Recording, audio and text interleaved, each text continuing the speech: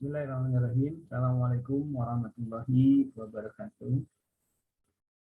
Selamat pagi mahasiswa dan mahasiswi manajemen A pada semester 2 ya. Alhamdulillahirabbil alamin. Wassalatu wassalamu ala asyrofil anbiya wal mursalin wa ala alihi wa sahbihi rasulillahi ajma'in. Ba'du, seperti biasa ya, kita sama-sama panjatkan puji dan syukur kehadirat Allah Subhanahu wa taala yang pada pagi hari ini atas kudrat iradat kita bisa berkumpul dan dipertemukan dalam proses belajar mengajar pada mata kuliah ekonomi syariah di kelas manajemen A semester 2. Mudah-mudahan pada pertemuan kita hari ini kita selalu diberikan kesehatan, keselamatan, juga kesuksesan, dan mudah-mudahan juga dalam pelaksanaan ibadah saum pada hari ini Jumat kita diberikan kelancaran, kemudian kekuatan, dan apa yang menjadi amal ibadah selama bulan Ramadan ini diterima oleh Allah Subhanahu wa taala. Kemudian mengawali perkuliahan hari ini juga kita berharap dan berdoa kepada Allah semoga apa ilmu yang kita pelajari diberikan kemudahan dalam terserap dan memahami seluruh ilmu, terutama pada mata kuliah ekonomi syariah ini, dan berharap kita juga selain memahami bisa mengimplementasikan dalam kegiatan sehari-hari, bahkan bisa bermanfaat baik bagi masyarakat yang lain, kemudian juga khususnya bagi kita sendiri, baik dalam kehidupan kita sekarang maupun yang akan datang. Terlebih jika kita misalkan ke depan ternyata Tuhan menakdirkan bahwa pekerjaan kita ini ternyata ada linearitasnya dengan proses belajar mengajar kita hari ini, yakni ekonomi syariah. Ya, siapa tahu ya di antara Anda ini ternyata menjadi direksi atau komisaris atau manajer dari lembaga keuangan syariah, entah itu bank syariah ya, kemudian koperasi syariah, insulen syariah, reksadana syariah, dan lain sebagainya ya, yang tentu saja sangat membutuhkan beberapa atau kajian-kajian ilmu di bidang syariah ini ya. Kemudian sholawat serta salam juga tetap dicurahkan kepada junjungan kita Habibana wa Nabiyana Muhammad Sallallahu Alaihi Wasallam, kepada keluarga, sahabat-sahabat tabi'in serta seluruh umatnya yang selalu taat patuh terhadap ajaran beliau yang insya Allah termasuk kita diantaranya, dan semoga kita telah mendapatkan syafaat dari baginda Rasulullah Sallallahu Alaihi Wasallam. Jadi mahasiswa dan mahasiswi manajemen A yang Bapak banggakan, pada pertemuan sebelumnya kita sudah membahas tentang kaidah, kemudian landasan filosofi, termasuk juga perikatan ya. Dan hari ini kita akan melanjutkan tentang perikatan, di mana perikatan yang pada hari ini kita akan bahas adalah tentang prinsip-prinsip perikatannya maupun kaidah transaksi. Ya. Transaksi ini juga pasti berdampak terhadap perikatan. Ya. Terutama transaksi yang dilakukan secara tangguh atau tidak tunai. Ya. Nah, bagaimana prinsip-prinsip dan kaidah transaksi perikatan syariah ini kita akan coba simak bersama ya, apa yang menjadi pokok bahasan kita hari ini yang akan dipresentasikan oleh kelompok 3 pada minggu hari ini ya. Dan kelompok 3 yang terdiri dari Ameliana, kemudian Anggi, kemudian Paujan, kemudian Silvan. Saya kira sudah siap ya hari ini untuk mempresentasikan apa yang menjadi pokok bahasan yang telah Anda diskusikan di kelompok 3 ini, dan saya mengucapkan selamat atas tugas yang selesai Anda kerjakan dan sudah saya periksa baik makalah, PowerPoint maupun presentasinya ya. Nanti tinggal kita melaksanakan sesi diskusi nanti ya. Dan Saya kira beberapa minggu kemarin ada yang dikomentari, tambahan oleh saya, ada yang juga tidak. Yang tidak ini apa yang menjadi pertanyaan rekan-rekan kelompok lain, kemudian dijawab oleh kelompok yang presentasi, itu saya kira sudah memenuhi dan tepat, kemudian mengena, sehingga tidak perlu ada tambahan. Paling hanya apresiasi emotion saja dari dosen, terutama dari saya. Nah, jika ada hal-hal yang memang perlu ditegaskan dan ditambahkan, biasanya saya langsung menambahkan di situ. Itu saja. Baik, selanjutnya nanti kelompok 3 memandu juga untuk sesi diskusinya ya.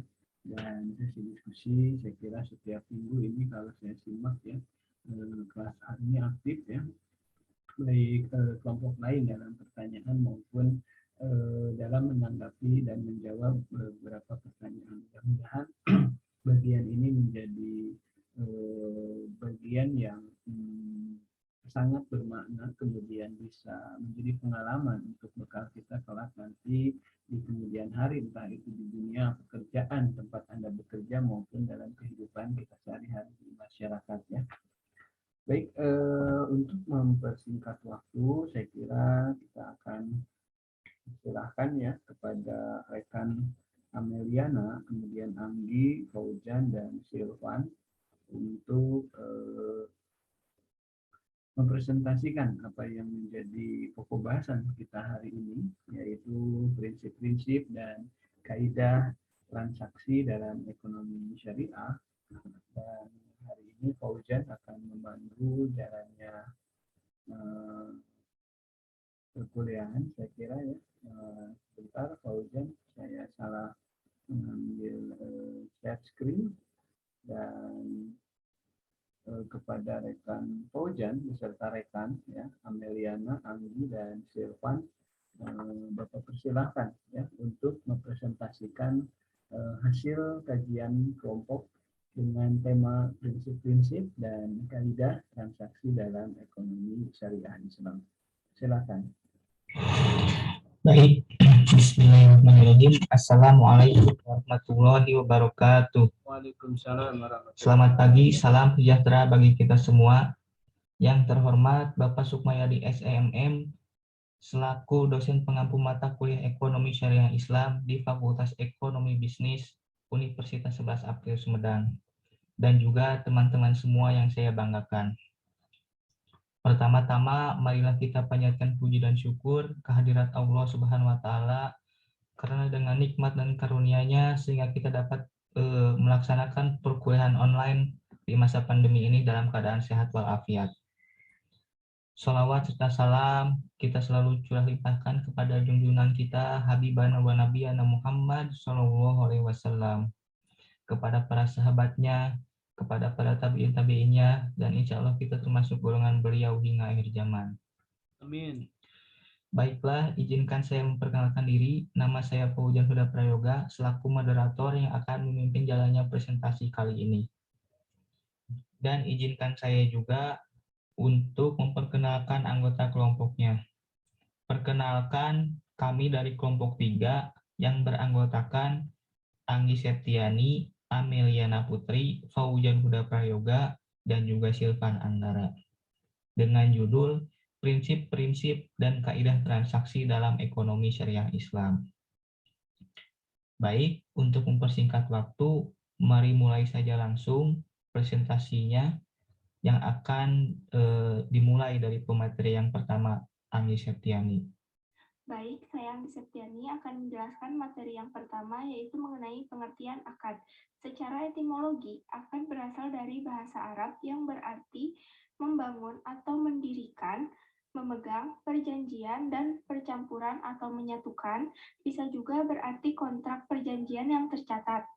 Sedangkan menurut terminologi, akad ditinjau dari dua aspek. Yang pertama yaitu pengertian umum, dan yang kedua adalah pengertian khusus. Pengertian akad dalam arti umum hampir sama dengan pengertian akad secara bahasa.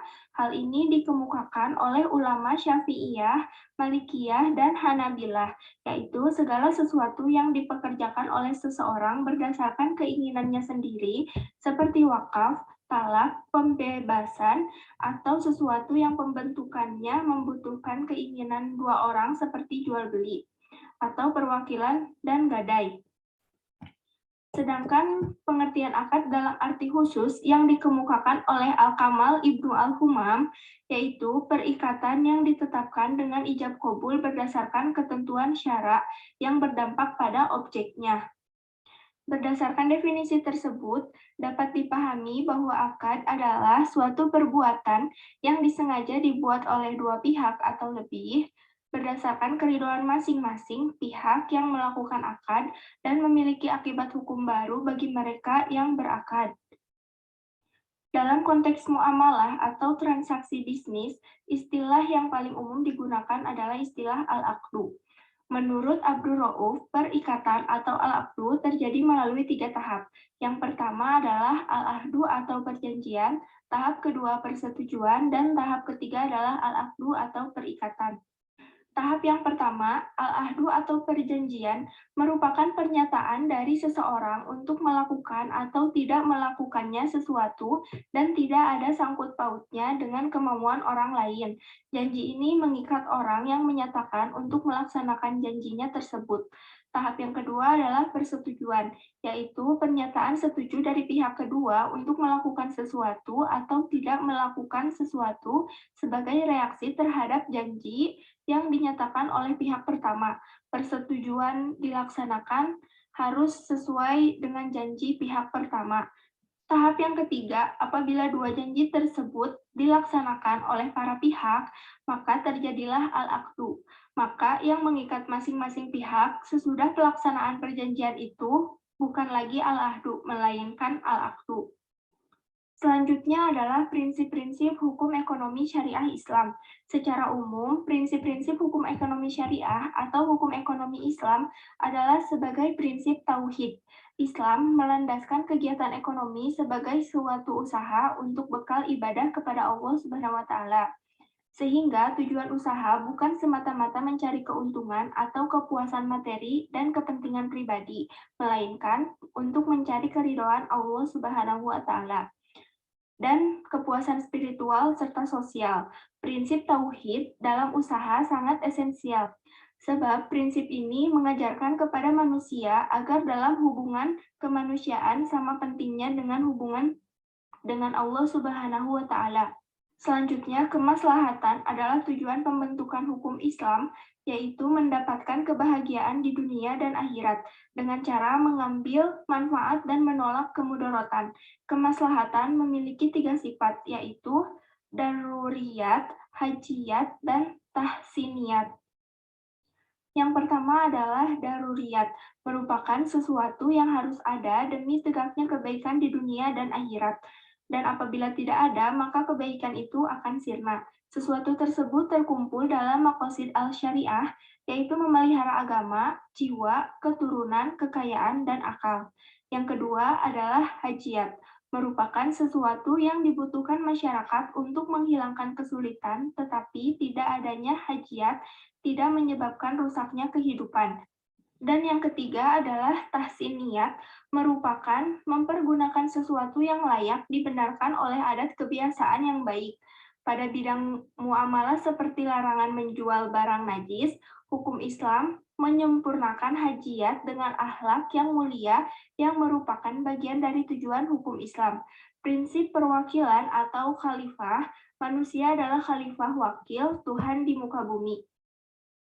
Prinsip hukum ekonomi syariah. Yang pertama, prinsip amar ma'ruf nahi mungkar. Amar ma'ruf yaitu keharusan mempergunakan prinsip hukum Islam dalam kegiatan usaha. Sedangkan prinsip nahi mungkar direalisasikan dalam bentuk larangan dalam kegiatan usaha yang mengandung unsur riba, maisyir, dan haram. Prinsip tazkiyah. Tazkiyah berarti penyucian dalam konteks pembangunan. Proses ini mutlak diperlukan sebelum manusia diserahi tugas sebagai agent of development. Apabila ini dapat terlaksana dengan baik, maka apapun pembangunan dan pengembangan yang dilakukan oleh manusia tidak akan berakibat kecuali dengan kebaikan bagi diri sendiri, masyarakat, dan lingkungan. Yang kedua, prinsip falah, merupakan konsep tentang kesuksesan manusia. Pada prinsip ini, keberhasilan yang dicapai selama di dunia akan memberikan kontribusi untuk keberhasilan di akhirat kelak. Selama dalam konteks keberhasilan ini dicapai dengan petunjuk Allah Subhanahu wa Ta'ala. Oleh karena itu, dalam Islam tidak ada dikotomi antara usaha-usaha untuk pembangunan di dunia, baik ekonomi maupun sektor-sektor lainnya, dengan persiapan untuk kehidupan di akhirat nanti. Prinsip kejujuran dan kebenaran. Prinsip ini tercermin dalam setiap transaksi harus tegas, jelas, dan pasti, baik barang maupun harga maupun jasa. Transaksi yang merugikan dilarang dan harus mengutamakan kepentingan sosial. Objek transaksi harus memiliki manfaat. Transaksi tidak mengandung riba, transaksi atas dasar suka sama suka, dan transaksi tidak ada unsur paksaan. Prinsip kebaikan atau ihsan. Prinsip ini mengajarkan bahwa dalam ekonomi, setiap muslim diajarkan untuk senantiasa bermanfaat untuk orang lain dan orang banyak, baik seagama, senegara, sebangsa, maupun sesama manusia. Prinsip pertanggungjawaban atau al-mas'uliyah. Prinsip ini meliputi pertanggungjawaban antara individu dengan individu, pertanggungjawaban dalam masyarakat. Manusia dalam masyarakat diwajibkan melaksanakan kewajibannya demi terciptanya kesejahteraan anggota masyarakat secara keseluruhan, serta tanggung jawab pemerintah. Tanggung jawab ini berkaitan dengan pengelolaan keuangan negara atau kas negara, dan kebijakan moneter serta fiskal. Yang terakhir adalah prinsip kifayah. Prinsip ini terkait kewajiban setiap muslim untuk peduli terhadap sesamanya. Tujuan prinsip ini adalah untuk membasmi kefakiran dan mencukupi kebutuhan primer seluruh anggota masyarakat agar terhindar dari kekufuran. Prinsip keseimbangan atau wasatiyah atau i'tidal. Syariat Islam mengakui hak-hak pribadi dengan batas-batas tertentu. Hukum Islam menentukan keseimbangan kepentingan individu dan kepentingan masyarakat. Selanjutnya, kaidah-kaidah fikih dalam transaksi atau akad. Yang pertama, hukum pokok pada akad adalah kerelaan kedua belah pihak yang mengadakan akad dan hasilnya apa yang saling ditentukan dalam akad tersebut.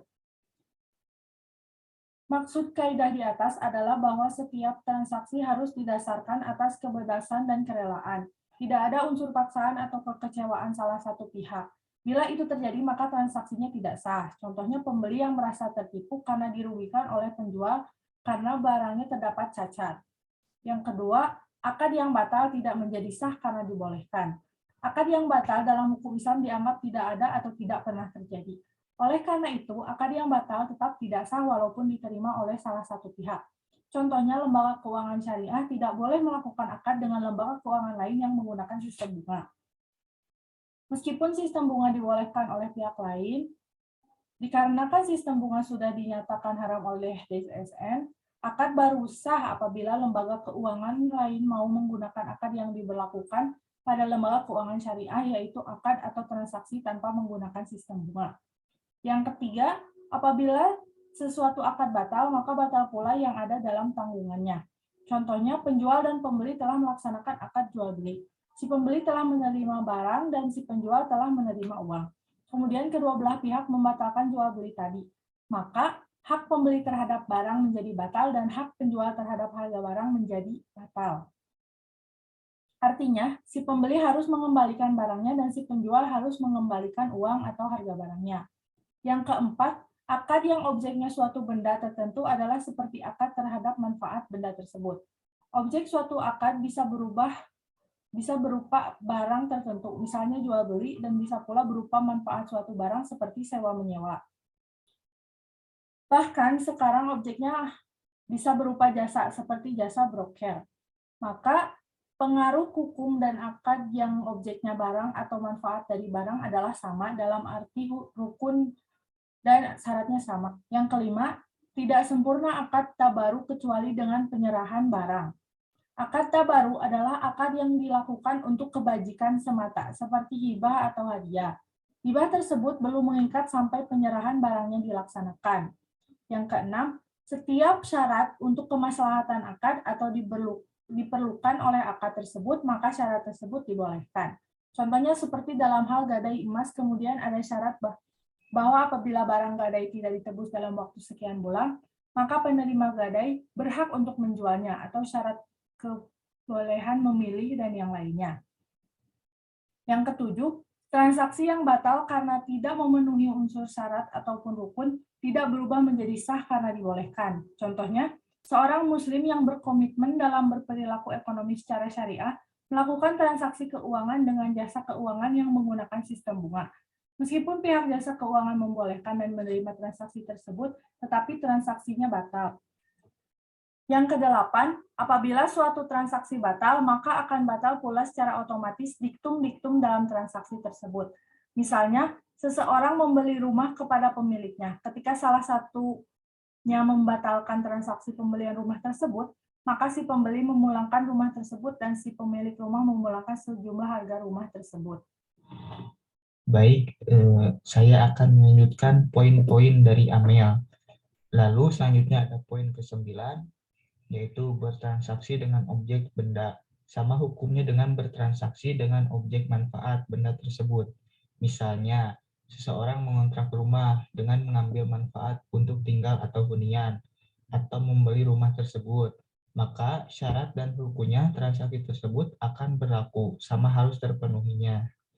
Selanjutnya ada poin ke-10, setiap syarat dalam suatu transaksi yang bertujuan untuk kesuksesan dan tujuan transaksi tersebut, maka dibolehkan.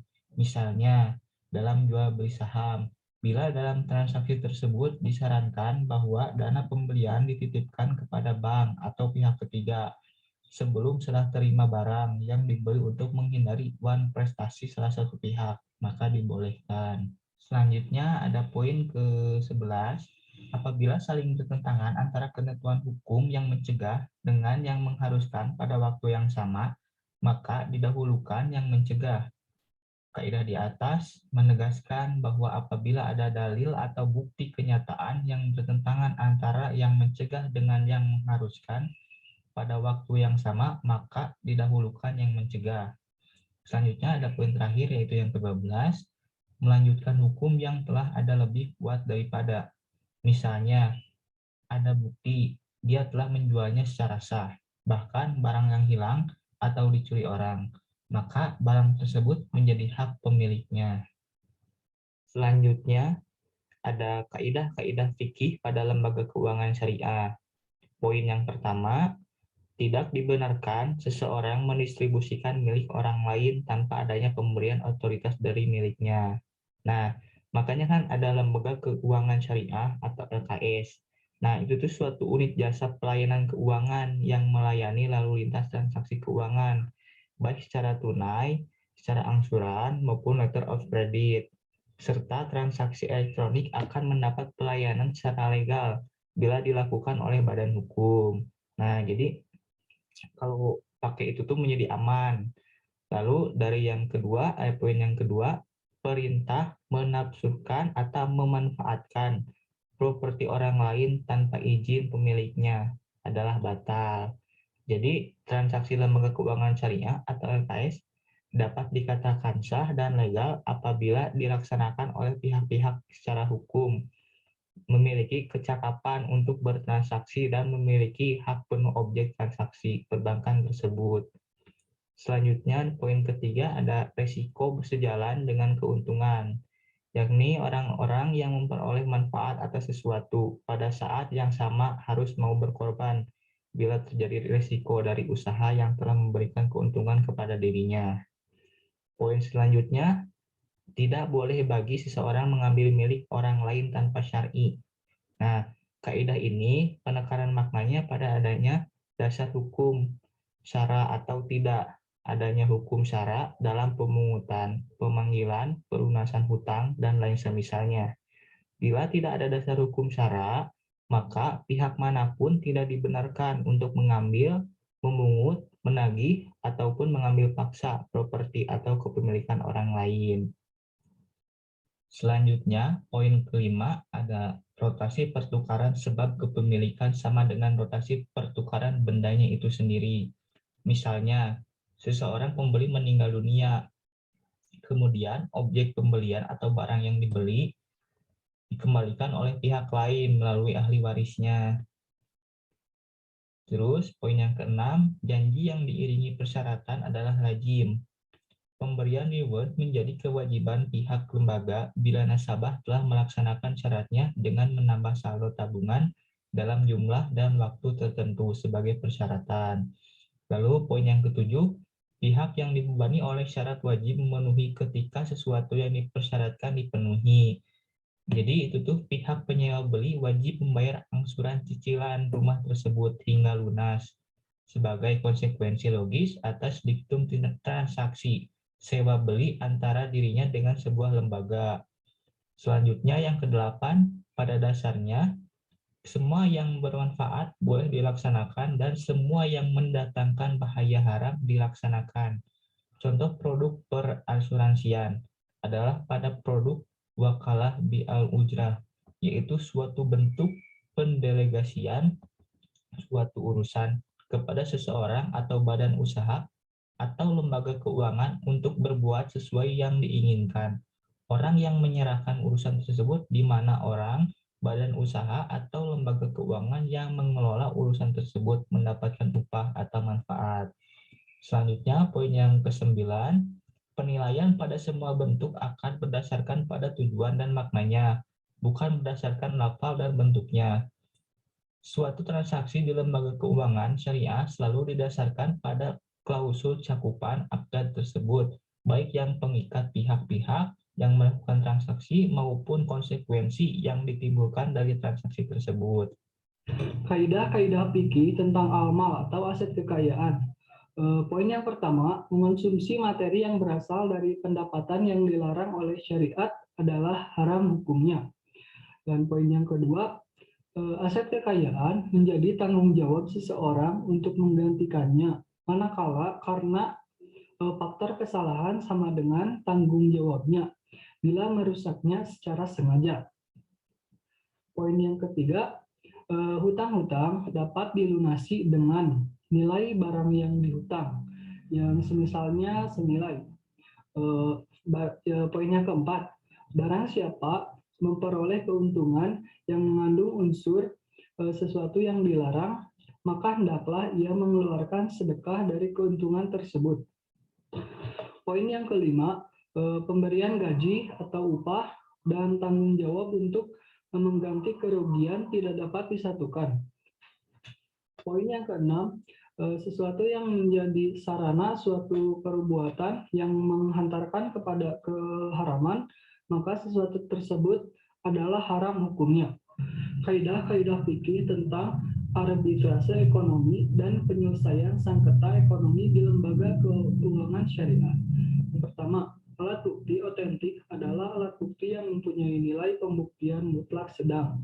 Ikrar hanyalah bukti relatif bagi yang menyatakan. Yang kedua, sesuatu yang didebatkan tidak bisa dijadikan hujah, tetapi juga tidak dapat menafikan keputusan hakim. Yang ketiga, suatu perbuatan itu dimintakan pertanggungjawaban kepada pelakunya dan bukan kepada yang memerintahkan perbuatan tersebut.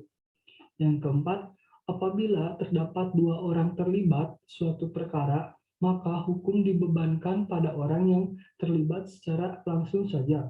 Yang kelima, hal yang diperbolehkan syariat tidak dapat dijadikan beban atau tanggungan. Yang keenam, sesuatu yang dengan karakter khususnya mewajibkan perkara yang lebih tinggi di antara dua perkara.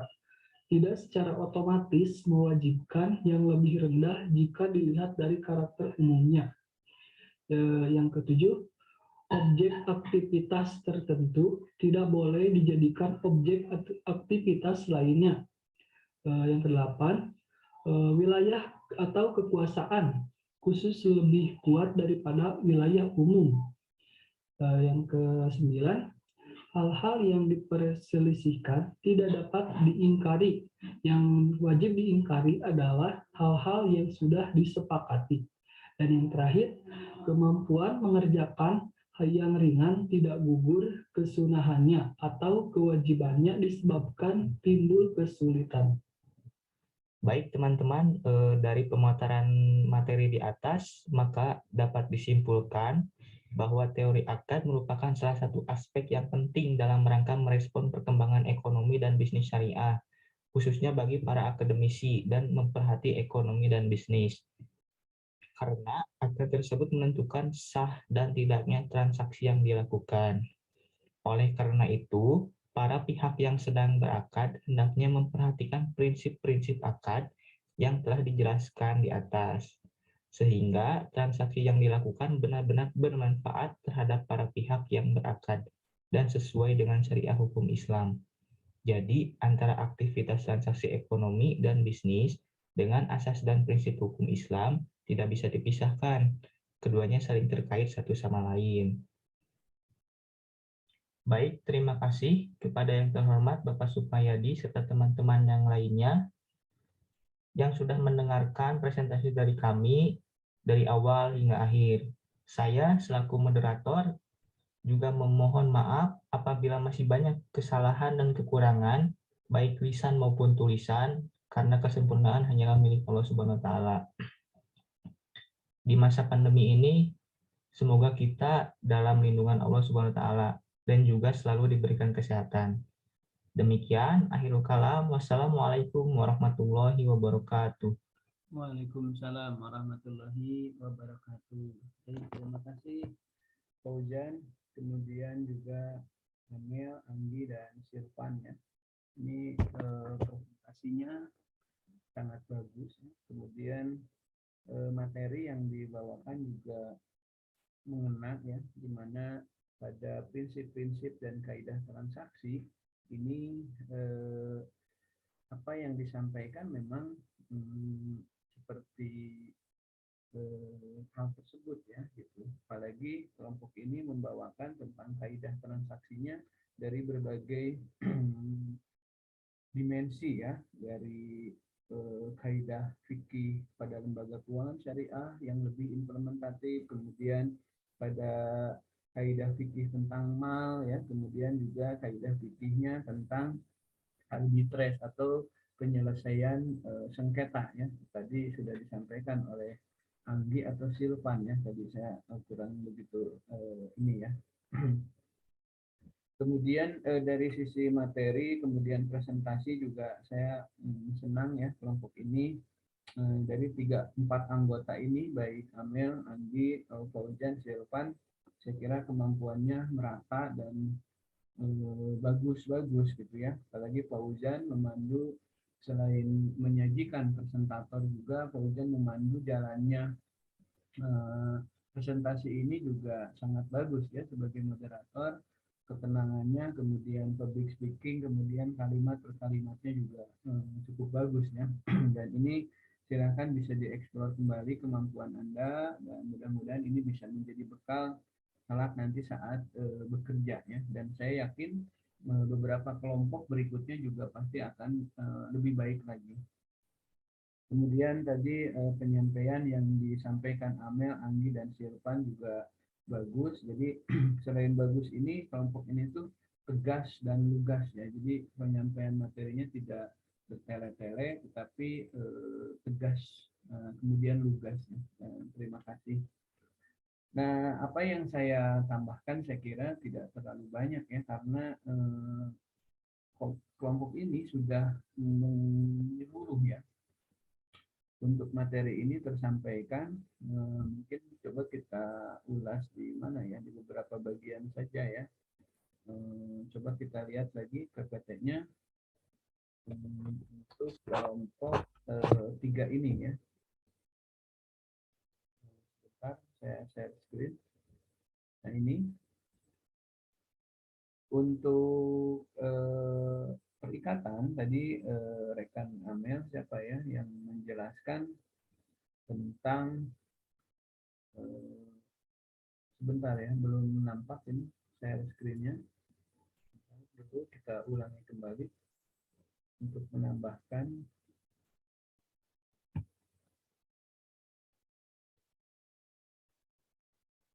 Nah ini ya perikatan. Jadi di perikatan ini tadi Mel entah Anggi entah Silvan ya, yang perempuan pertama itu menjelaskan tentang akad ya, akad atau kontrak atau transaksi ya. Dan ini saya kira tidak perlu ada penambahan penjelasan, cukup jelas ya. Kemudian tahapannya tadi ada al-ahdu, perjanjian, seperti tadi diilustrasikan dalam jual beli ya, ada semacam perjanjian, misalkan ada perjanjian dan kesepakatan gitu. Jadi dalam perjanjian tadi, misalnya dalam jual beli, satu pihak menginginkan suatu barang tertentu, satu pihak misalkan sebagai penjual menawarkan sesuatu.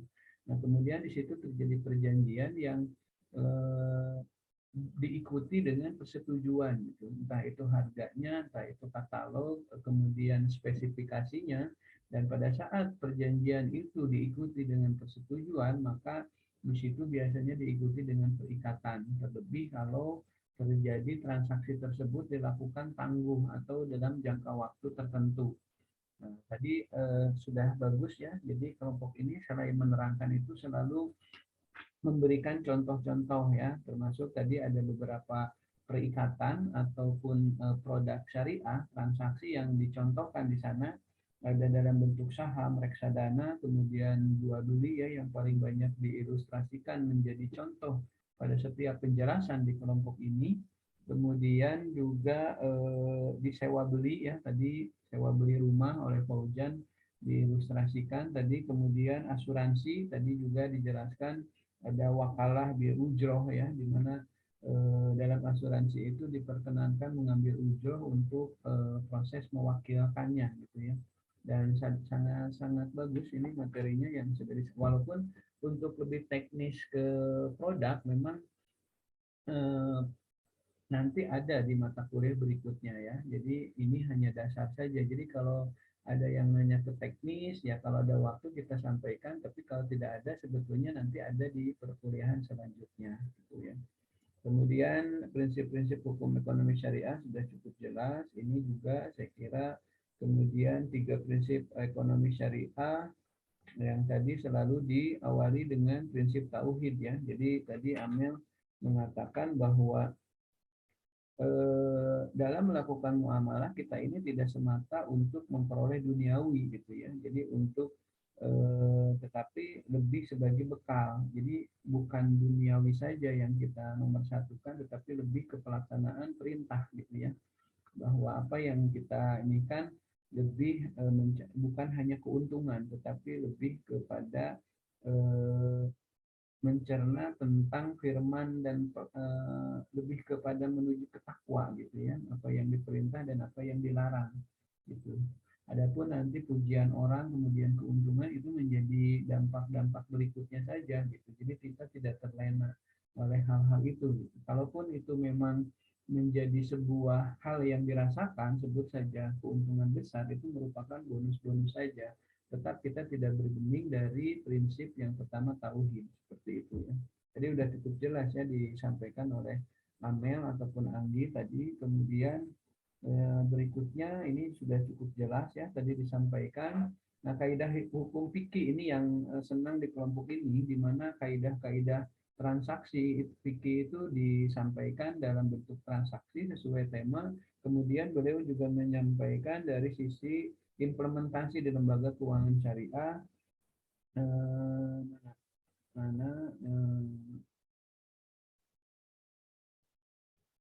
oh ini error ya yang disampaikan ke saya, ini error. Jadi kalimat dan bahasanya tidak seperti yang tadi disampaikan. Yang jelas termasuk kaidah fikih tentang arbitrase, karena bagaimana penyelesaian kalau terjadi sengketa ya, karena dalam transaksi ini juga selalu ya, karena di dunia ini ada manusia baik, ada manusia kurang baik gitu, sehingga terjadi ada sengketa. Misalkan dalam transaksi jual beli ada ketika dari pembeli itu tidak bayar, misalkan menghilang atau bagaimana lah gitu, walaupun mungkin bukan karakter tapi mungkin ada konflik keluarga atau lain-lainnya sehingga mereka pergi, kemudian status kepada kita tentang transaksi jual beli yang sudah diperjanjikan, diperikatkan ini menjadi one prestasi dan lain sebagainya, sehingga proses penyelesaiannya itu akan diselesaikan melalui badan arbitrase. Biasanya badan arbitrase ini dibentuk dari MUI, kemudian Departemen Agama dan praktisi ya. Dan proses penyelesaiannya berada di Pengadilan Agama ya. Di situ ada divisi bagian arbitrase ya.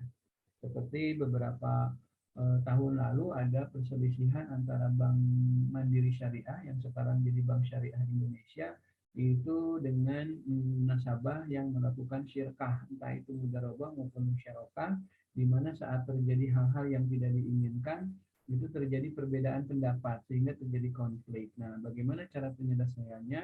Jika tidak bisa dilakukan dengan musyawarah kedua belah pihak, maka biasanya akan dimajukan ke pengadilan agama melalui biasanya di sana ada divisi arbitrase ya, seperti yang tadi disampaikan oleh Anggi atau Silvan tadi ya, yang terakhir, laki-laki yang terakhir.